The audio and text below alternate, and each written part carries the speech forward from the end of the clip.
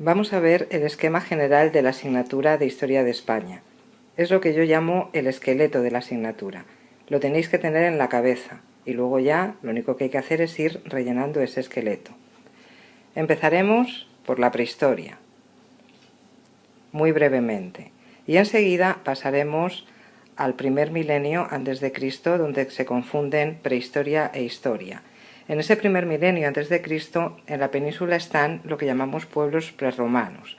Estudiaremos tartesos, íberos, celtas y después los pueblos colonizadores, fenicios, griegos y cartagineses. En el siglo III antes de Cristo llegan los romanos, que estarán en la península hasta la llegada de los visigodos en el año 411.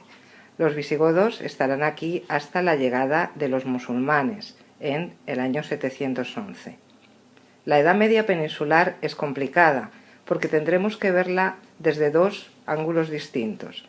Tendremos que ver primero lo que pasa en Al-Ándalus, es decir, el territorio controlado por los musulmanes, y después veremos ese mismo periodo de los siglos VIII al XV, lo que pasa en los reinos cristianos. Con los reyes católicos, en el siglo XV, entraremos en la Edad Moderna. En el siglo XVI estrenaremos nueva dinastía, la dinastía de los Austrias. En el siglo XVI reinan los llamados Austrias mayores, que son Carlos V o Carlos I, como queráis, y Felipe II. En el siglo XVII reinan los Austrias menores, que son Felipe III, Felipe IV y Carlos II. Llegaremos al siglo XVIII y estrenamos siglo y estrenamos dinastía. Ahora reinarán los Borbones. Los primeros Borbones son Felipe V, Fernando VI y Carlos III. Siglo XIX. Empezaremos estudiando el reinado de Carlos IV, que está a caballo entre el siglo XVIII y el siglo XIX. El periodo que va de 1808 a 1814 es un periodo complicado en el que, entre otras cosas que ya estudiaremos, se da la Guerra de la Independencia contra los franceses. Una vez acabada esta guerra, empieza el reinado efectivo de Fernando VII, que va de 1814 a 1833. A su muerte, y después de una guerra civil, le sucederá su hija, Isabel II. Como Isabel tiene 3 años al morir su padre, primero tendremos que estudiar la regencia de su madre, María Cristina, y la del general Espartero. El reinado efectivo de Isabel II empezará en 1843 y terminará en 1868, cuando la Revolución Gloriosa la destrone. Empezará entonces el sexenio democrático, 6 años de 1868 a 1874, en los que tendremos sistemas de gobierno distintos.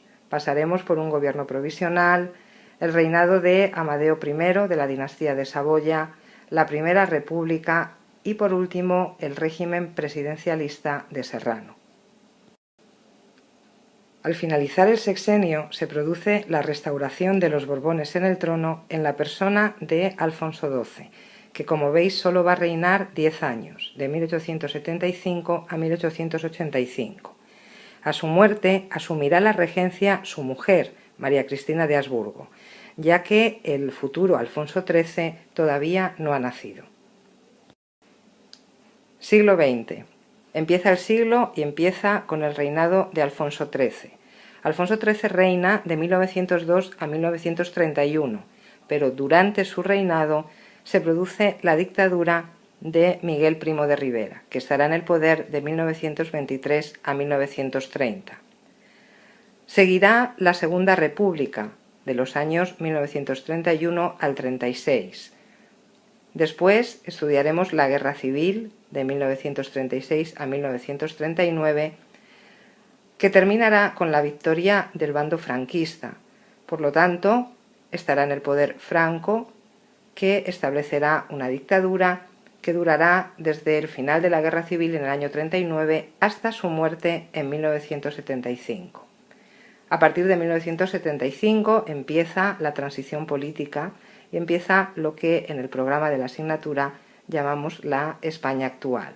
Empezaremos en 1975 y terminaremos con los gobiernos de José María Aznar.